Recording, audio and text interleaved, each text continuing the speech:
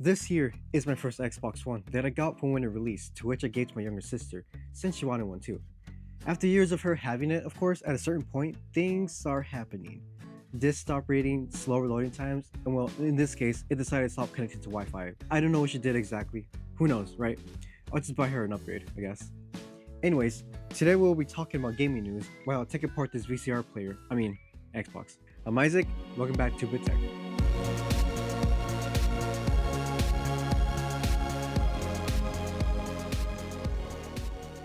Jesus, this thing is dusty. If only you guys could see. It's terrible.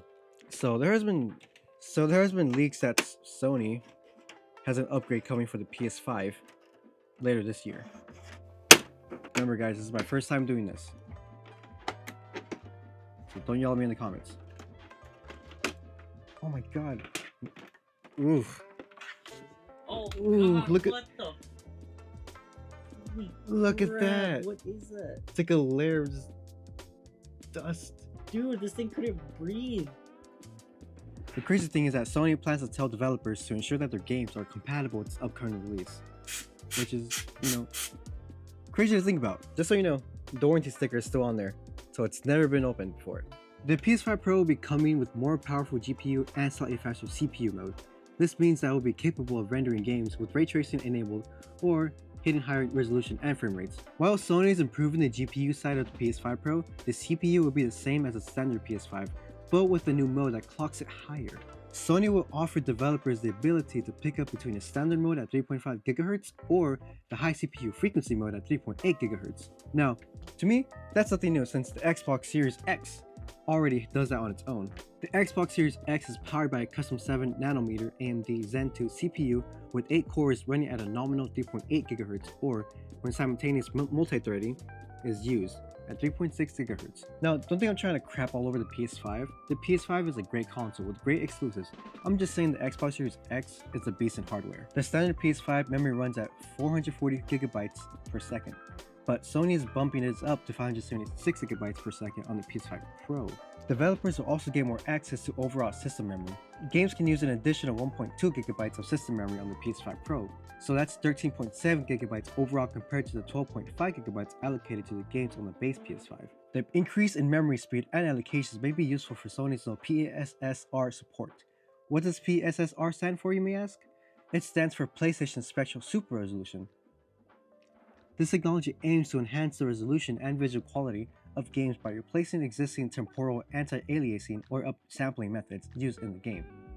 In other words, it would include full HDR support, which enhances the visual experience by providing a greater range of colors and contrast, making the images more vivid and lifelike. Of course, if your TV or monitor is compatible with it, implementing PSSR requires around 250 megabytes of memory. This memory is used to store the data necessary for upscaling process. The PS5 Pro's enhanced memory allocations are beneficial here, as they provide the necessary memory resources to support PSSR without compromising other aspects of game performance. Sony's PSSR upscaling solution for the PS5 Pro is designed to enhance visual quality of games by improving resolution and supporting HDR similar to technologies like DLSS and FSR. It requires a specific amount of memory, which the PS5 Pro's improved hardware can't accommodate. Ensuring a better gaming experience, Sony appears to be following the same thing they did with the PS4, with a slim model and then a Pro edition. I'm hoping to see existing games like God of War and Helldivers 2 that are enhanced for the PS5 Pro, pretty much like what Microsoft does with the Series X and S consoles that enhance games from the previous console. Speaking of Microsoft, they did the unthinkable, playing Xbox games without an Xbox. Like, what the is that? Microsoft announced a partnership with Amazon and sees Fire TV sticks include an Xbox Game Pass similar to Samsung TVs.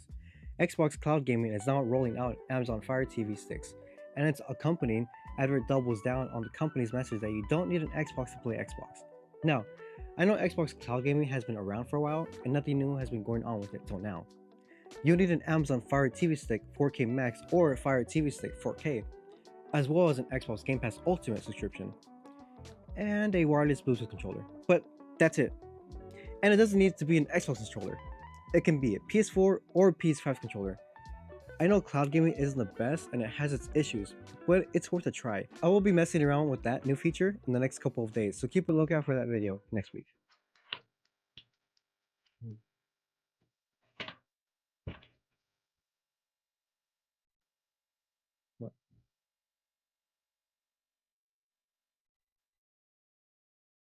What did I miss? What did I miss? Please inform me. Inform them. What the hell are you trying to screw it onto? The wood? What do you mean? Wait a minute.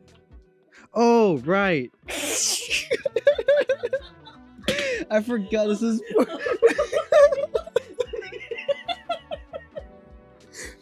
Oh, like, what is it? What the hell are you trying to screw it into?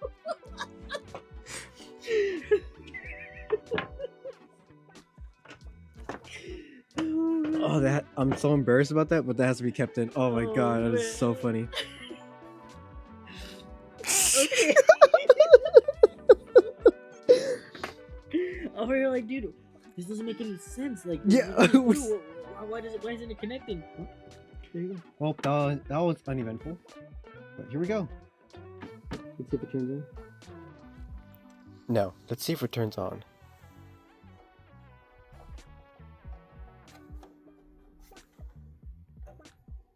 Oh. Well, it didn't do a sound, but it turned on. It's alive! Just slowly turning on. It took a little bit to get to the start screen, but it's there. It works! I'm Isaac, and thank you for watching.